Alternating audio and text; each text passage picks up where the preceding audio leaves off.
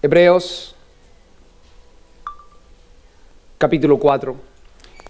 El tema que vamos a estar considerando hoy es entremos en el reposo de Dios. Entremos en el reposo de Dios. Hebreos capítulo 4. Vamos a estar considerando el versículo 1 al 10. Hebreos 4 del 1 al 10. Es muy importante, hermanos, que entendamos la importancia de entrar en el reposo de Dios.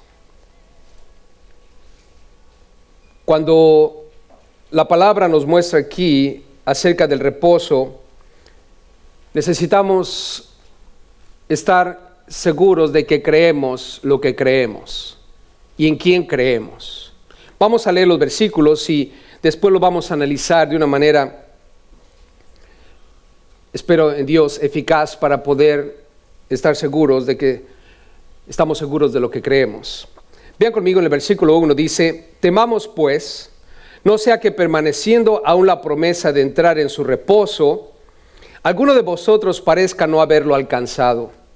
Porque también a nosotros se nos ha anunciado la buena nueva como a ellos, pero no les aprovechó el oír la palabra por no ir acompañada de fe en los que la oyeron. Pero los que hemos creído, entramos en el reposo. De la manera que dijo: por tanto juré en mi ira, no entrarán en mi reposo, aunque las obras suyas estaban acabadas desde la fundación del mundo. Porque en cierto lugar dijo así del séptimo día, y reposó Dios de todas sus obras en el séptimo día. Y otra vez aquí: no entrarán en mi reposo. Por lo tanto, puesto que falta que algunos entren en él, y aquellos a quienes primero se les anunció la buena nueva no entraron por causa de desobediencia, otra vez determina un día, hoy, diciendo: después de tanto tiempo por medio de David, como se dijo, si oyereis hoy su voz, no endurezcáis vuestros corazones. Porque si Josué les hubiera dado el reposo, no hablaría después de otro día. Por tanto, queda un reposo para el pueblo de Dios. Porque el que ha entrado en su reposo, también ha reposado de sus obras, como Dios de las suyas. Entremos en el reposo de Dios. Vean conmigo, por favor, en el capítulo 3, versículo 19. En lo que hemos leído, el primer versículo del capítulo 4 dice: temamos pues. En otras palabras, a causa de lo que hemos leído, debemos tener miedo.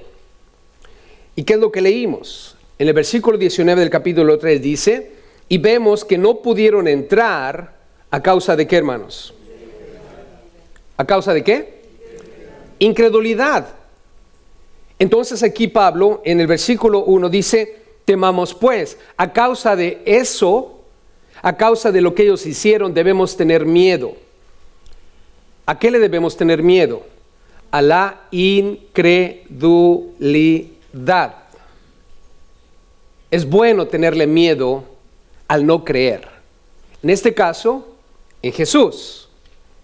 Ustedes saben lo que pasó con ellos. Dios les dijo que entraran a la tierra. Cuando llamó Dios a Abraham, le dijo: te voy a llevar a un lugar. Y ese lugar es Canaán, lo que nosotros conocemos como la tierra prometida. Y ustedes saben lo que pasó. Llegaron a la frontera, a Cades Barnea, enviaron espías y dijeron: no se puede, hay gigantes en la tierra. Y a causa de eso no entraron. Y Pablo está diciendo aquí: debemos tenerle miedo a la incredulidad, porque la incredulidad puede obstaculizar el que nosotros entremos. En el caso nuestro como gentiles, no la tierra prometida, porque esa promesa fue para Israel. ¿Estamos de acuerdo, iglesia? Dios les dijo a ellos que les iba a dar esa tierra. Pero a ti y a mí nos prometió vida eterna. ¿En quién? ¿En quién? En Cristo Jesús. Por lo tanto, todos nosotros, todos los seres humanos deben tenerle miedo a algo que se llama incredulidad. Porque por la falta de fe, por la falta de creer, muchas personas van a terminar en donde tú y yo íbamos a terminar. ¿Alguien sabe dónde era ese lugar en la eternidad? No tengan miedo, no va a pasar nada. ¿Cuál es ese lugar? El infierno. ¿Cuántos están seguros que íbamos para allá? No te hagas. Ibas a llegar ahí hasta lo más fondo, en el piso de abajo que yo. No, a lo mejor iba a estar 2 pisos más abajo que tú. Cada uno de nosotros sabe en qué piso iba a estar. Pero de que íbamos a estar ahí, íbamos a estar ahí. ¿Estamos seguros de eso, iglesia? Claro, porque la Biblia lo dice. La paga del pecado es... ¿Cuántos pecadores hay en la casa?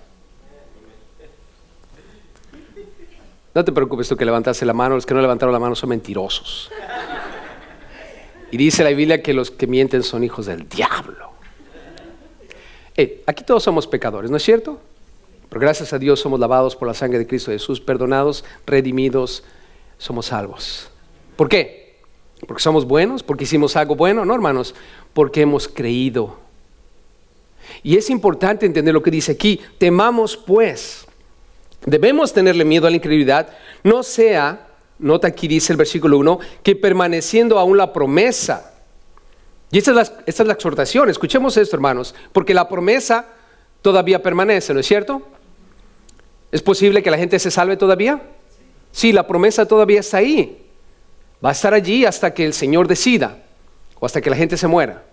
Se ha determinado que el hombre muera. ¿Y después de eso qué? El juicio.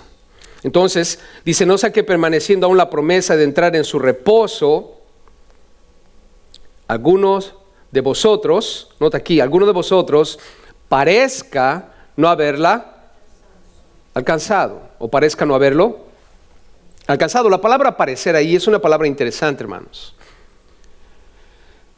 Porque el texto está diciendo aquí que parece como que algunos creen que no han alcanzado salvación todavía. Y la palabra parece es una palabra que quiere decir, y es el hecho de que tú estás pensando en algo, pero no estás seguro. ¿Alguna vez han pensado en algo, pero no están seguros? ¿O creen en algo, pero no están seguros? Y es la palabra parecer, parece. Como cuando estás en el trabajo y están dando aumento de sueldo y dice, parece como que me van a ¿qué? Aumentar. Pero no está súper seguro. Entonces, el texto está diciendo aquí, debemos tenerle miedo a la incredulidad porque hay ciertas personas que dicen ser salvas, pero en realidad no creen que son salvas. ¿Alguna vez ustedes se han sentido así, hermanos? ¿Qué hay de esto? Cuando llega el día de la comunión, el pan, la copa, y especialmente cuando estamos en una iglesia donde casi te mandan al infierno si no estás súper santo y puro para tomar la comunión. ¿Nunca han estado en un lugar así? Donde el pastor empieza a dar de latigazos por todos lados antes de tomar la comunión para asegurarse de que todo la van a tomar en santidad. Y estás ahí y de repente dices, caray, mejor no la tomo. No sea que me vaya a caer fuego del cielo en este momento. ¿Nunca les ha pasado eso, hermanos? ¿Nunca? Yo sé que ustedes son súper santos. Nunca han tenido miedo de tomar la comunión. Pero en mi vida personal, hermanos, yo crecí en un hogar cristiano. Especialmente cuando era adolescente, tenía mucho pavor a veces en tomar la comunión. Porque a veces nuestro pastor, como que se le cargaba la mano, ¿verdad? Y casi nos mandaba a todos al infierno. Si no estábamos súper puros al tomar la comunión. Ahora no estoy diciendo que debemos tomar la comunión impuros, tampoco es la idea. Ni en pecado, cosas por el estilo. Ustedes me entienden, ¿verdad? Hay gente madura aquí, ¿no? Pero también no hay que exagerar. Y a veces yo estaba sentado allí, pasan la charola, pasan el pan y tenía un dilema muy grande ahí, porque por un lado en mi corazón estaba pensando, mejor no lo voy a tomar para no fallarle a Dios, pero mi papá estaba a un lado mío y decía, pero si no la tomo va a dar una cinturoniza, ¿por qué no la tomé? Ya no sabía yo a quién, y prefería mejor tomar la comunión porque sabía que Dios tiene misericordia y mi papá no tiene misericordia. Ese era mi dilema cuando era adolescente. Y una vez más, como grande, a veces uno está pensando, ¿soy o no soy? ¿Alguna vez han dudado de su salvación? Dices, ¿soy o no soy salvo? Parezco salvo, pero a lo mejor no soy. Después de esto que dijo el pastor, creo que no soy. y después te predica otra cosa y dice, creo que sí soy. Pero ¿y si no soy? Y tu esposa te voltea a ver, varón, y te dice, no eres. O al revés, ¿no? Y a veces vienen las dudas, hermanos. Y por eso es que aquí el texto está tratando de llevarnos a un punto en que entendamos una cosa. Somos salvos si creemos en Cristo Jesús. No importa qué estado de ánimo tengas. Va a haber días tristes, va a haber días alegres. Va a haber días nublados, va a haber días despejados. Pero el Señor es siempre fiel. Él es el mismo ayer, hoy y por los siglos. Esté lloviendo o esté soleado. Estemos tristes o estemos alegres. Él no cambia, hermanos. Él murió en la cruz por nuestros pecados. Y no parece como que somos. Si tú has puesto tu fe en Cristo Jesús, eres salvo por medio de Cristo Jesús. Ahora, es lógico pensar que si tenemos dudas en nuestro corazón de que si somos salvos o no, debemos autoexaminarnos, ¿verdad que sí, hermanos? Porque tampoco se trata de decir, oh, yo soy. La Biblia dice, por sus frutos los conoceréis. Pero, hermanos, es peligroso pensar, en base a lo que estamos leyendo aquí, es peligroso pensar que la obra de Jesús no es suficiente para salvarnos. ¿Es la obra de Jesús suficiente para salvarnos? La respuesta es sí. Lo que Él hizo en la cruz es suficiente, hermanos. Él pagó por mis pecados, Él derramó su sangre para limpiarme. Consumado es, dijo en la cruz. Y consumado es. Lo único que tengo que hacer es creer que Él pagó por mis pecados. Entregarle mi voluntad para que Él haga su voluntad en mi vida. Y cuando Él hace su voluntad en mi vida es cambiada y transformada. En Efesios capítulo 2 dice la Biblia que Él preparó buenas obras de antemano para que andemos en ellas. Un cristiano, una persona que en verdad cree en Jesús, camina en una vida que es del agrado de Dios. Camina de acuerdo a la voluntad de Dios. Entonces, dice aquí, busquemos entrar en el reposo. Ahora, veamos en el versículo 2 lo que pasó con ellos, el pueblo de Israel, en lo que respecta a la tierra prometida. Porque dice el versículo 2, también a nosotros se nos ha anunciado la buena nueva como a ellos. Consideremos qué es lo que le pasó a ellos. Pregunta, cristianos, en base a esto, ¿ellos recibieron la buena nueva? Sí. ¿Cuál fue la buena nueva para ellos? Les voy a dar una tierra. ¿Cuál es la buena nueva para nosotros? Hay un lugar para nosotros en el cielo. ¿Estamos? Ellos recibieron el evangelio. La palabra evangelio es sencillamente un mensaje importante. El mensaje importante para ellos es que Dios les iba a dar una tierra. El mensaje importante para nosotros es de que podemos ser salvos por medio de Cristo Jesús. Ellos recibieron la buena nueva, nosotros también. Pero ¿cuál es el asunto aquí? Pero no les aprovechó, nota, no les aprovechó, no sirvió de nada el oír la palabra. Familia, ¿el solo oír la palabra es suficiente? ¿El sentarnos aquí y oír la palabra todo el día, la Biblia todo el día, es suficiente? No, tiene que haber fe. Exacto, hermano. A+ al hermano. A+. Tiene que haber fe. Y además, dice Santiago que la fe sin obras, ¿está qué? Muerta. El solo confesar y decir, yo creo en Jesús, y vivir la vida como se nos da la gana, hermanos, no cambia absolutamente nada. En la Biblia vamos a encontrar muchos versículos que hablan acerca de la transformación que viene en la vida de una persona que ha puesto su fe en Cristo Jesús. Santiago le dijo, muéstrame tu fe sin obras, y yo te voy a mostrar mi fe por mis obras. Él dijo, una fe sin obras está muerta. Ellos solamente oyeron, pero cuando estaban en la frontera, hermanos, viendo la tierra prometida, no entraron, no actuaron. Oyeron, pero no hicieron nada al respecto. Y hay muchas personas que van a oír Van a oír claramente el mensaje, hermanos, pero no van a hacer nada al respecto. Así es que tengamos cuidado, porque dice, no les aprovechó el oír la palabra. El mensaje que escucharon no les sirvió de nada. Ahora, Abraham, hermanos, él recibió el evangelio también que tú y yo hemos recibido. ¿Se acuerdan cuando Abraham, y hablo de Abraham porque él es el padre de la nación de Israel? Él fue el primer judío, si tú quieres.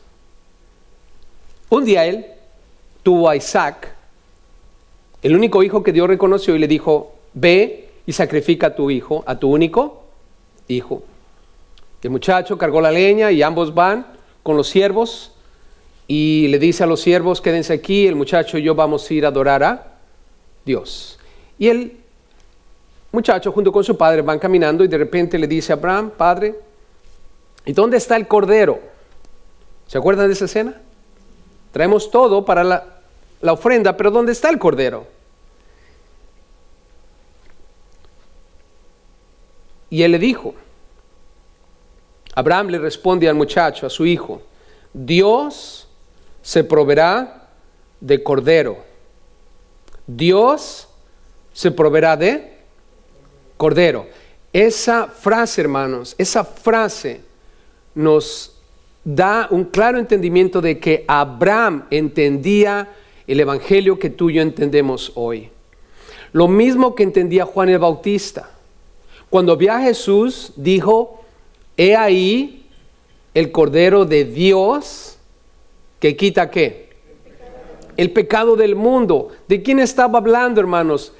De Jesús. Abraham estaba esperando a Jesús, el Mesías. Juan estaba esperando a Jesús, el Mesías. Abraham murió antes de verlo, pero Juan lo vio. Y después murió. ¿Se acuerdan de eso? Nunca lo vio morir en la cruz. Pero él reconoció que él era, porque se lo reveló Dios.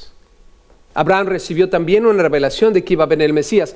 Tú y yo no volteamos, no miramos hacia el futuro, miramos hacia el pasado. Ellos miraban hacia adelante, nosotros miramos hacia atrás, pero todo apunta a una misma persona. Es el Cordero de Dios que quita el pecado del mundo y su nombre es Jesús, hermanos. Jesús. Y por eso es que aquí el autor dice, ellos escucharon la buena nueva de la tierra prometida y no entraron. No les aprovechó de nada. Pero Abraham, hermanos, el padre de la fe, yo creo así, hermanos, también está en el paraíso, porque él creyó en Cristo Jesús. No lo vio morir en la cruz, pero él creyó, junto con David y todos los demás. Ahora, mira el versículo 2, el resultado que hubo en ellos. ¿Por qué no entraron a la tierra?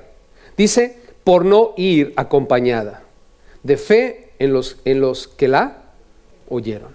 ¿Qué les faltó a ellos, hermanos? Fe. La palabra acompañada ahí es una palabra que quiere decir mezclar. Mezclar, cuando agarras dos cosas y las mezclas. Cuando haces mezcla, es la idea. O sea, el oír, hermanos,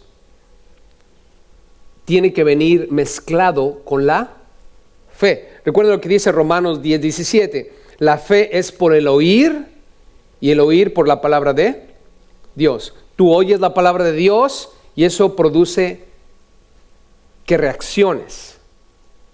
Y cuando tú pones tu fe en la palabra, has mezclado la palabra con la fe. El oír viene acompañado de la fe. Y entonces se produce en ti y en mí lo que anhelamos y es salvación en Cristo Jesús, hermanos. ¿Cuántos creen que Cristo Jesús es el Salvador? Ahora, para ellos, hermanos, ellos no entraron a la tierra porque oyeron, pero no tuvieron fe. Y es lo que tenemos que tener miedo. Cuando hablamos de entrar en el reposo de Dios, aceptar la bendición de la vida eterna que Él nos propone y promete, algo que debemos temer es no creer en Cristo Jesús. Y necesitamos compartir ese evangelio, ese mensaje. Ahora, Vean el versículo 3, del 3 al 9 vamos a hablar acerca de el reposo de Dios a través de la historia. Aquí el autor nos va a hablar acerca de cómo es que Dios reposó de lo que Él hizo. Nota, en el 3 dice, pero los que hemos creído entramos en el reposo. ¿Quiénes? Los que hemos. El autor se está incluyendo los que hemos creído. O sea que la fe es necesaria para entrar en el reposo. Y nos recuerda algo, de la manera que dijo, por tanto, juré en mi ira. ¿En su qué? Familia, ¿Dios se enoja? Sí. ¿Alguien quiere estar bajo la ira de Dios? Y Dios lo manda, hermanos. Horrenda cosa es caer en las manos de un Dios que vivo. Si no me crees, pregúntaselo a Coré, que literalmente se lo tragó la tierra. ¿Alguna vez has cometido un gravísimo error que después dices, ay, trágame tierra? Yo creo que esa frase la inventó Coré. Vino contra Moisés, ¿se acuerdan? Hey, se le levantó contra Moisés y Moisés dice, ¿qué pasó? Y Dios, literalmente, vino contra él y lo destruyó, hermanos. Sodoma y Gomorra, otro ejemplo de la ira de Dios sobre el pecado. El diluvio en Génesis. Hermanos, viene un juicio sobre la tierra. ¿Acaso no? La ira de Dios viene sobre los hijos ¿de qué? Desobediencia. ¿Desobediencia a qué? Al Evangelio. Por no creer. Lo vamos a leer más abajo. Eso es desobediencia. La palabra desobediencia implica, hermanos, no estar dispuestos a responder a la autoridad de alguien. Padres, ¿alguna vez han visto desobediencia en la casa? ¿Qué es eso?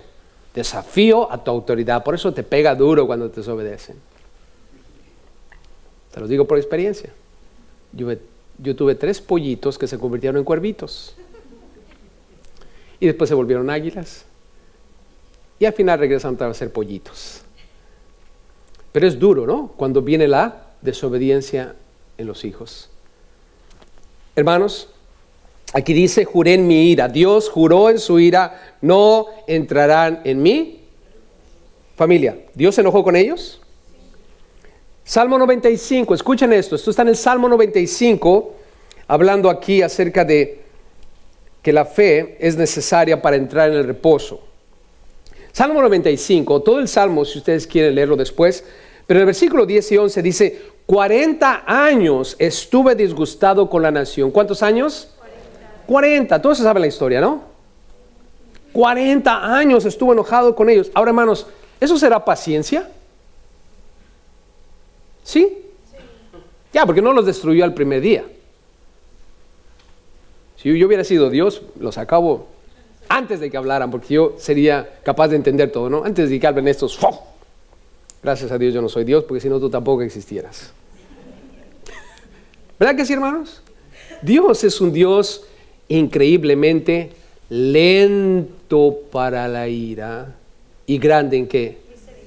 ¿Por qué Él es así, hermanos? Porque Él no quiere que nadie se pierda. La razón del por qué Él aguanta mucho. Y si no me crees, piensa en todas las cosas que te ha aguantado a ti y me ha aguantado a mí. ¿Será paciente Dios, hermanos? ¿Cuántos dan gracias a Dios por su paciencia? Oye, hermanos, gracias a Dios. Pero con ellos 40 años, dice la Biblia. Y en el Salmo 95, versículo 10 dice, y dije, pueblo es que divaga de corazón y no han conocido mis caminos. Por tanto, dice el 11, juré en mi furia, en mi furor, que no entrarían en mi reposo. O sea, 40 años los aguantó, pero llegó el momento en que dijo, hasta aquí. Hasta aquí. Ahorita, hermanos, Dios está aguantando. Pero ¿cuántos están esperando el rapto? No los veo muy entusiasmados. ¿Qué pasó, hermanos? ¿Les gusta trabajar a ustedes? Si yo hubiera dicho, ¿cuántos están esperando el día de mañana para ir a trabajar? Cuando diga, ¿cuántos están esperando el rato, hermanos? Vamos a saltar todos hasta el techo de gozo. Hoy. Por si acaso hoy coman bien, para que se vayan bien comidos. Pero, hermanos, el rapto va a ocurrir en algún momento. ¿Verdad que sí? No es fantasía, hermanos. Podría ser hoy. ¿Cuántos están de acuerdo conmigo que podría ser hoy? Durante el día hoy podría ser el rapto. ¿Cuántos años han pasado de que Jesús murió en la cruz, hermano? Más de 2000 años. Esta tierra, de manera general, tiene más de 6000 años. Lo que para mí causa mucho interés, porque la Biblia dice que la tierra fue creada ¿en cuántos días? En 6. ¿Y descansó el qué? El séptimo. Fue creada en 6 y descansó ¿qué? El séptimo. Y luego la Biblia dice que para el Señor un día es como 1000 años y 1000 años como un día. Si tuviéramos que usar esa matemática divina para aplicarlo a nuestra tierra hoy, esta tierra, hermanos, tiene más de 6000 años. Lo cual quiere decir que ya estamos en el sexto día. ¿Qué día Él descansó? El séptimo. Familia, ¿estaremos más cerca de nuestra redención que antes? ¿Estaremos más cerca del rapto que antes? Sí, hermanos, créemelo. No te pongas muy cómodo. No estoy pensando en comprar otra televisión Vizio en la Costco, más grande de la que tienes. Olvídate de eso, hermano. No hay tiempo que perder. El Señor Jesús viene pronto. Tenemos que estar ocupados en mantenernos bajo la voluntad de Dios, hermanos. Porque el Señor 40 años los aguantó, pero después eventualmente les dijo, todos ustedes van a morir en el desierto.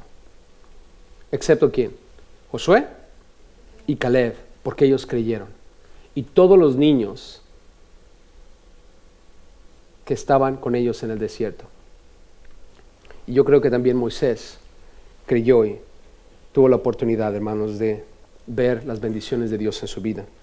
Ahora, dice aquí que en su ira él juró que no entrarían en su reposo. Versículo 3 al final dice, aunque las obras suyas estaban acabadas desde la fundación ¿de qué?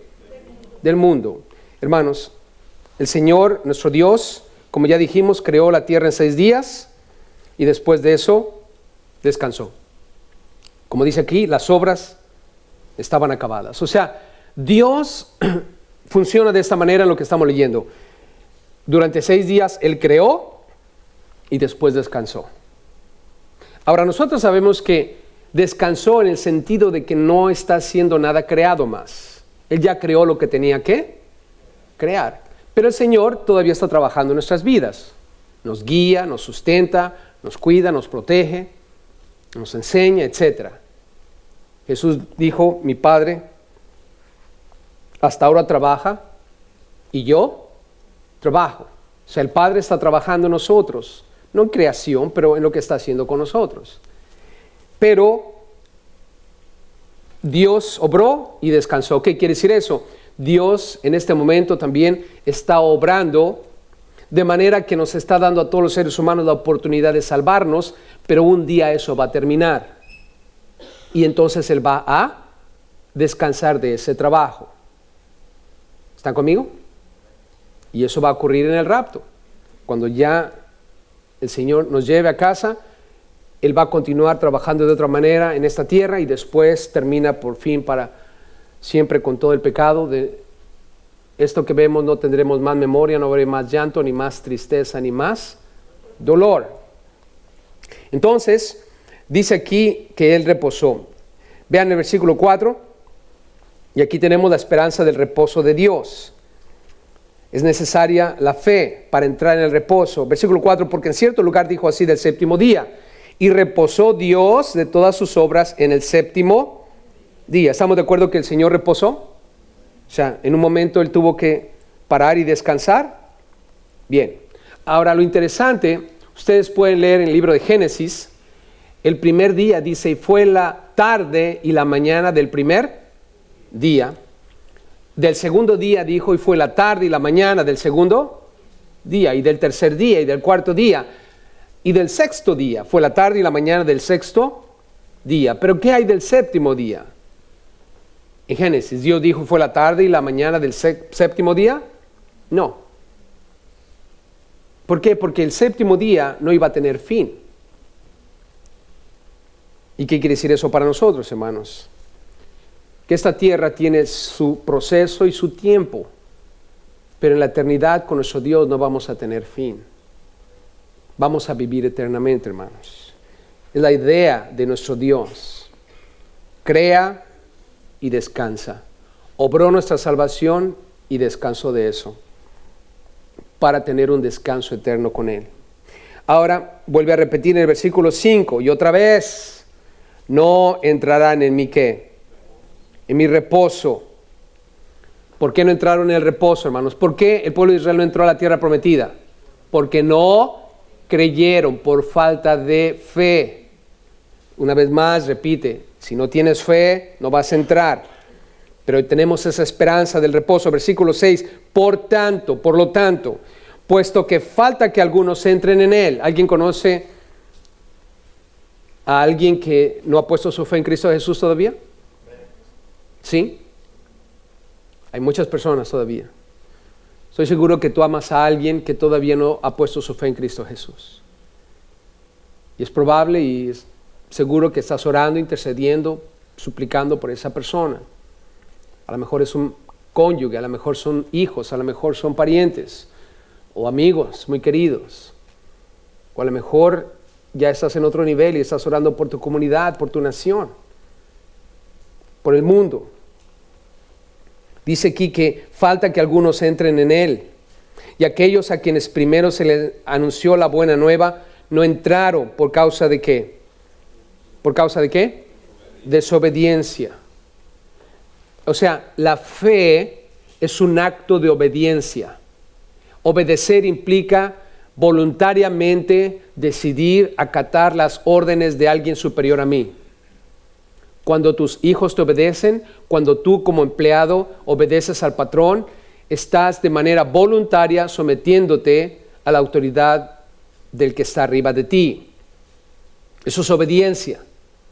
Y cuando nosotros vemos lo que dice aquí, el pueblo de Israel no entró porque decidieron voluntariamente no acatar las órdenes de Dios. ¿Y qué pasó con ellos? Terminaron en el desierto todos muertos. ¿Por qué razón el ser humano va a terminar en el infierno, hermanos? Después de oír las buenas nuevas, después de oír el evangelio, después de oír de Jesús, porque voluntariamente decidieron no acatar las órdenes de alguien superior a ellos. Pregunta, cristianos, ¿va a ser problema de Dios o problema del ser humano? El ser humano. ¿Cuántos estamos de acuerdo que Dios nos creó con voluntad? ¿Por qué están aquí? ¿Por voluntad o por fuerza? Espero que sí.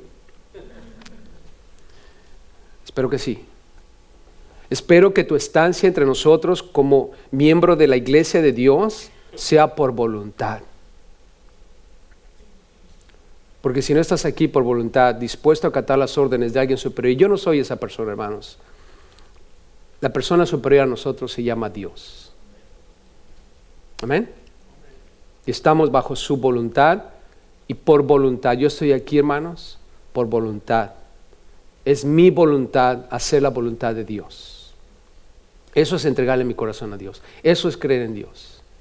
Y yo sé que tú también estás aquí por voluntad. Si estás aquí a la fuerza, si estás aquí porque no quieres tener problemas en la casa o porque sencillamente quieres apaciguar tu conciencia por todo lo malo que andas haciendo allá afuera, quiero decirte una cosa. Recuerda lo que leímos en el versículo 1. Temamos, pues. Deberíamos tener miedo, absolutamente miedo de la incredulidad, el no tener fe. Porque de nada va a servir que estés aquí. Va a ser exactamente lo mismo que les pasó. De nada les sirvió a ellos oír la palabra, porque no vino acompañada de ¿qué? De fe. El día de mañana, como muchas otras personas que van a estar frente a Jesús, Jesús lo dijo. En aquel día me van a decir, Señor, Señor, estuvimos en la semilla todos los domingos.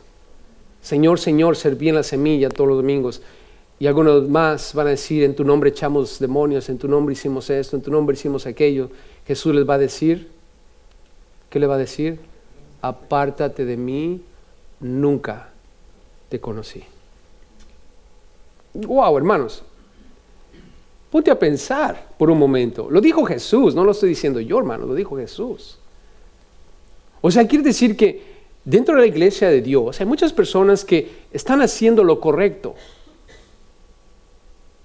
Son parte del club. Están entre nosotros, pero no son de nosotros. cada uno de nosotros discierna dónde está hoy.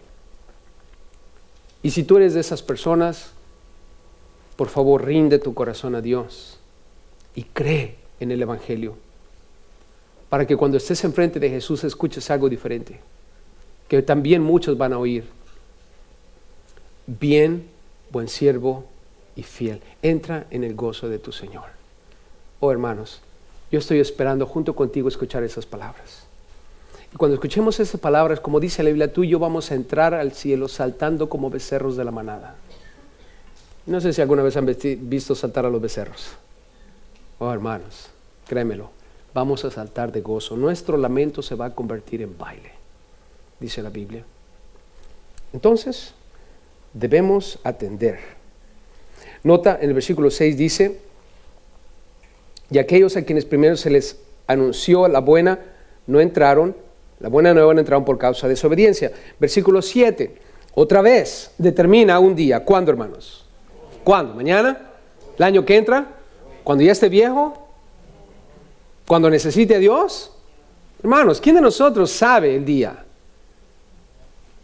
Estaba hablando con uno de los hermanos que estábamos haciendo algunas cosas en la iglesia ayer y me estaba compartiendo el testimonio de alguien que le dijo que iba a pensar en Dios después. Y de repente ocurrió una situación en donde se le fue la vida de repente. Nunca le dio tiempo a hacer lo que él dijo después. Porque ¿quién de nosotros tiene comprada la vida, hermanos? ¿Quién de nosotros? ¿Alguno de nosotros? La Biblia dice, no digas mañana haré, mañana, pasado mañana haré esto y lo otro, voy a levantar más esto, más almacenes, etcétera, etcétera. Tenemos que decir siempre, primero Dios. Primero Dios, porque nosotros nunca sabemos, hermanos. Ahora, nosotros estamos seguros, ¿verdad que sí, hermanos? Porque hemos puesto nuestra fe en Cristo Jesús. ¿Cuántos aquí están seguros? ¿Estamos firmes? Claro, aunque venga la tormenta, vamos a ser como el hombre sabio, porque hemos construido nuestra casa ¿sobre qué? La roca, hermanos, y la roca se llama Jesús. De que va a venir la tormenta, hermanos, todos nos vamos a morir aquí. ¿Alguien está planeando no morirse? No importa qué tanto lo planees. La mala noticia te voy a dar, te vas a morir. No importa qué. No importa qué pase, hermano, te vas a morir. Todos vamos a un día ver esa tormenta. Absolutamente todos. La tormenta más grande que va a venir a nuestra vida. Pero ¿cuánto estamos preparados para la tormenta, hermanos? La tormenta vino sobre el hombre necio y sobre el hombre sabio, hermanos. El hecho de que estamos sobre la roca no quiere decir que no va a haber tormentas. Familia, va a haber tormentas. Pero yo te pregunto, ¿qué es mejor? ¿Estar en la tormenta en la roca o en la arena? ¿Alguno de ustedes ha estado viviendo la vida sin Cristo? ¿Con muchos problemas? Pero ¿qué hay cuando estás viviendo la misma vida con los mismos problemas con Dios, hermanos? Las cosas son absolutamente diferentes. Hay una gran diferencia, hermanos. No quiere decir necesariamente que todo el tiempo vamos a salir libres de daños o perjuicios. Pero como Job perdió todas sus posesiones, perdió a sus hijos, casi se muere de la enfermedad que le dio a causa de que Satanás lo tocó. Pero en medio de todo eso, hermanos, dijo, aunque Dios me matare, seguiré confiando en Dios. Él no podía entender lo que estaba pasando, pero sí podía entender algo, hermanos, que siempre es mejor confiar en Dios cuando no sabes lo que está pasando. Y eso es mucho mejor, hermanos. Pero qué triste es cuando no tienes en quién reclinarte, en quién pararte, en quién recostarte. La vida, hermanos, es una vida con problemas y dificultades. Y si no te has dado cuenta de eso, siéntate y espera un poquito. La tormenta viene. Amén. La tormenta viene. Pero recuerda, Jesús, estando con sus discípulos en una barca en medio de la tormenta, ellos estaban echándole ganas, tratando de salvar el barco y no pudieron. Y le dijeron a Jesús, Jesús, levántate que perecemos.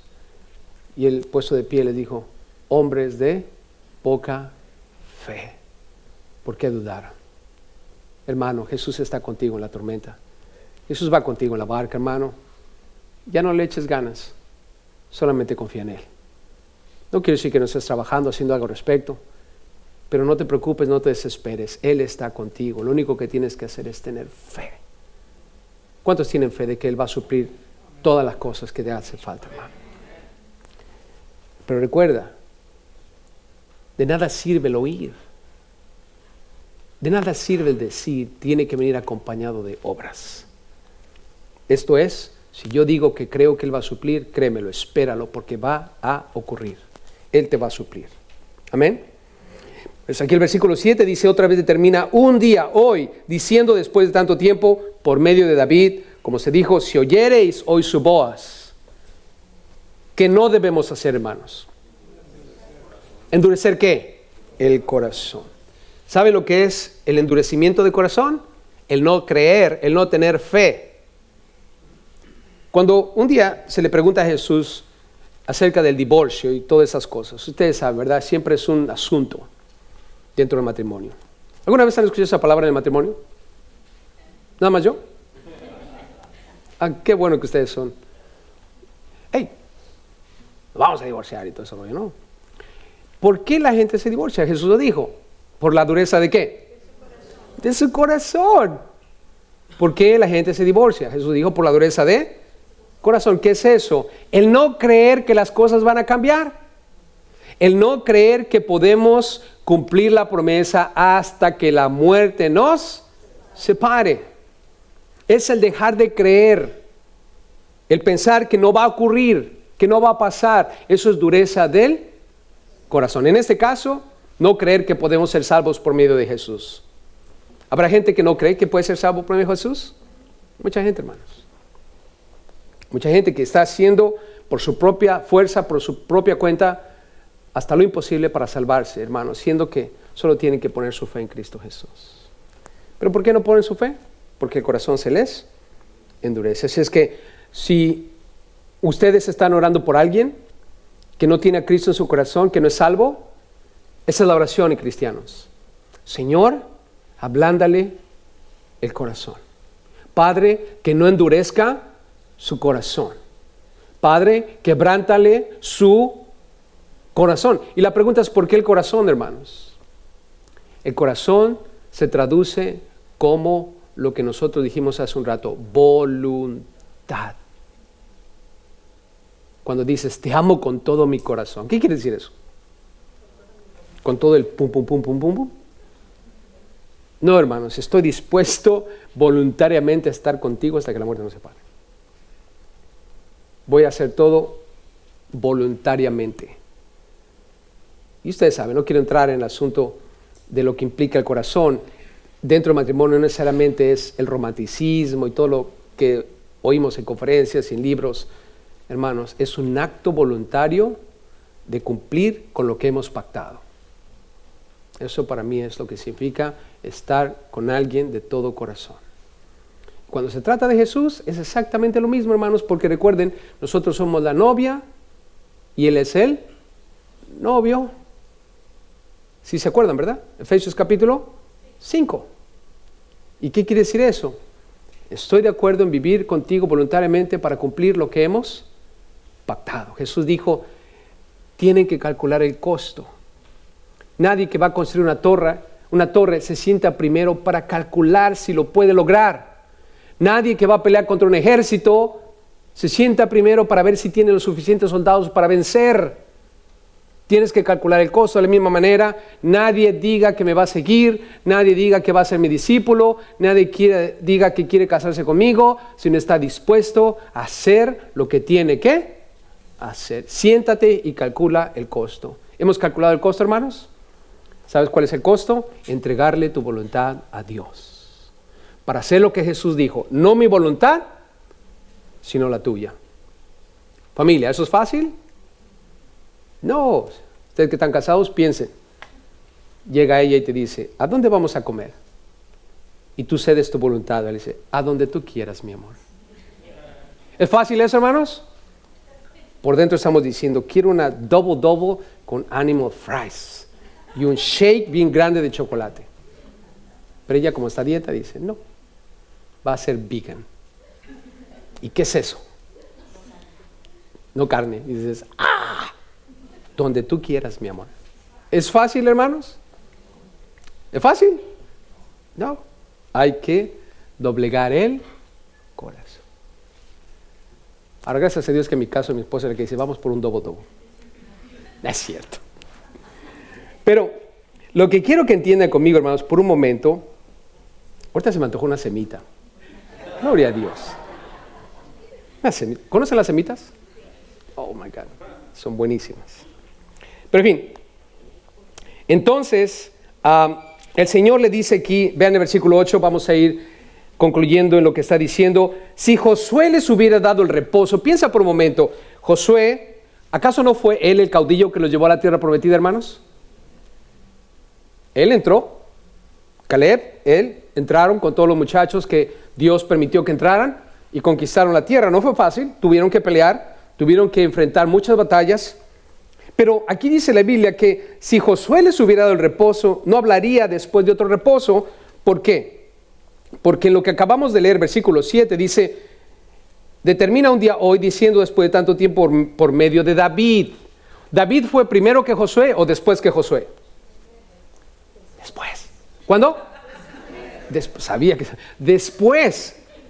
Primero fue Josué y después fue David. Y David escribe diciendo, si se te dice hoy responde, no endurezcas tu corazón para que entres en reposo. Y aquí dice que Josué no les dio el reposo. Quiere decir que en la mente de Abraham, el reposo no era la tierra prometida. De hecho, más adelante lo vamos a leer en Hebreos. Abraham tenía en mente una ciudad no hecha de manos. Claro que Abraham recibió la promesa de la tierra y él estaba pensando en la tierra también, que Dios les iba a dar, pero su destino final no era ese lugar, era el cielo. El otro reposo, que es celestial. Ahora, en el versículo 8 dice, por tanto, siendo que Josué no les dio el reposo, y David habló de ello, por tanto, concluyendo, queda un reposo para el pueblo de Dios. ¿Queda un reposo para nosotros, hermanos? Claro que sí. Queda un reposo. Y es el reposo celestial que tú y yo vamos a disfrutar por medio de Cristo Jesús. Ahora, en el versículo 10 dice, porque, y esta palabra, porque, es la razón de lo que dice el versículo 9. Queda un reposo para el pueblo de Dios. ¿Y por qué queda? Porque el que ha entrado en su reposo también ha reposado de sus obras como Dios de las suyas. Dios creó el cielo en 6 días y reposó. Y aquí dice, el que ha entrado en su reposo. ¿Quién es Él? Jesús. Jesús, hermanos, vino a esta tierra, vivió y fue entregado para morir en la cruz voluntariamente. Él dijo, nadie me quite la vida, yo la doy de mí mismo y tengo también el poder para tomarla de nuevo. Jesús dijo, destruyan esto y en 3 días lo levantaré. No estaba hablando del templo, estaba hablando de sí mismo. Ahora, Él vino a hacer la voluntad de Dios. En el jardín dijo, Padre, no mi voluntad, sino la tuya. Después de haber dicho, si es posible que pase de mí esta copa. Cristo muere en la cruz y Él en la cruz, después de decir, Padre, perdónalos porque no saben lo que hacen. Jesús nos otorgó el perdón, hermanos. Oró por nosotros para ser perdonados. Y después de eso, hermanos, dijo, consumado es. Y entregó el Espíritu. Murió. ¿Qué quiere decir eso, hermanos? Que Él entró en su reposo. Dios creó y descansó. Jesús obró nuestra salvación en la cruz y después de eso descansó. Nosotros lo sabemos. Él resucitó al 3er día después de presentarse a muchas personas dando prueba de su resurrección. Dice la Biblia que Él empezó a ascender al cielo. Y está sentado. ¿Está qué? Sentado. ¿Está qué? Sentado. Dice la Biblia, lo vamos a leer en este mismo capítulo más adelante, que Él es el sumo sacerdote, hermanos. En el templo no había sillas. ¿Por qué? Porque los sacerdotes tenían siempre que andar trabajando, haciendo y deshaciendo las cosas del templo. Pero Jesús está, ¿cómo? Sentado. ¿Qué quiere decir eso? Está descansando porque ya hizo la obra que tenía que hacer por nosotros. Él ha entrado en su reposo. Así como el Padre entró en el reposo después de crear, Él ha entrado en el reposo después de obrar la salvación por nosotros. Ahora, ¿qué está haciendo sentadito ahí a la diestra del Padre, hermanos? Orando por nosotros. Orando por nosotros. ¿Cada cuándo? Día y noche. Día y noche. ¿Cuántos están completamente seguros de que la vamos a hacer? Hermano, Él está orando por nosotros. Él murió por ti, Él murió por mí, Él pagó nuestros pecados y además está sentadito ahí orando por ti, por mí. ¿Qué mejor intercesor que nuestro Señor Cristo Jesús, hermanos? Créemelo, la vamos a hacer. Vamos a cruzar la línea, vamos a estar en el cielo si hemos creído con todo nuestro corazón y le hemos entregado nuestra voluntad al Padre. Por medio de Cristo Jesús tenemos acceso, hermanos, a Él. Por eso es que la recomendación aquí, entremos en el reposo. La promesa del Señor todavía está de pie, permanece. Analicemos el reposo a través de la historia. Israel falló por no tener fe, pero aún el reposo existe y está dispuesto para todos nosotros, hermanos. Y el reposo de Dios fue consumado por Cristo Jesús. Amén. Así es que, familia, los dejo con esto. Mantengamos nuestra fe en Jesús, quien murió y resucitó y ascendió al cielo para hacer intercesión por nosotros. Él dijo, consumado es. Y Él nos va a guardar en completa paz. Porque Él nos ha justificado, Él nos ha redimido, Él nos ha salvado. Estamos completamente seguros de nuestra salvación. Y la Biblia dice en Jeremías 17:7, bendito el varón que confía en Jehová y cuya confianza es Jehová. Yo creo que voy a ser parte del reino de los cielos, al igual que tú, porque creo que Jesús murió y resucitó de acuerdo a las Escrituras. Y Él es lo suficiente que yo necesito para ser salvo. No tengo absolutamente dudas de ello, hermano. Y yo sé que tú también. Por lo tanto, descansa, tranquilo, tranquila, hermana. Estamos seguros en Cristo. Lo único que tenemos que hacer aquí en la tierra en estos momentos es vivir nuestra vida en Cristo. Caminar en esas obras que Él preparó de antemano para que andemos en ellas. Porque recuerda, la Biblia dice, por sus frutos los conoceréis. Y yo he visto tus frutos. Y en muchos de ustedes, hermanos, esos frutos hablan de quién ustedes han creído y en quién confían. Y sé que es Cristo Jesús nuestro Señor. Padre bueno.